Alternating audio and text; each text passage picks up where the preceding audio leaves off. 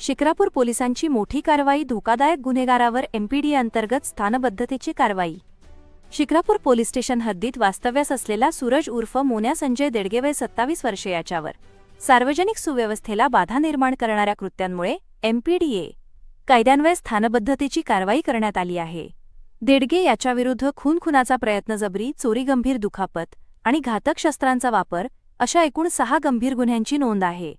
त्याच्या गुन्हेगारी पार्श्वभूमीचा आढावा घेत शिक्रापूर पोलीस स्टेशनचे तत्कालीन प्रभारी अधिकारी पोलीस निरीक्षक चंद्रशेखर यादव यांनी एमपीडीए कारवाईचा प्रस्ताव पोलीस अधीक्षक संदीपसिंह गिल्ल यांच्याकडे सादर केला.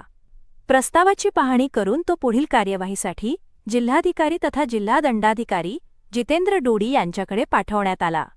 त्यानंतर जिल्हाधिकाऱ्यांनी 20 ऑगस्ट 2026 रोजी स्थानबद्धतेचा आदेश जारी केला.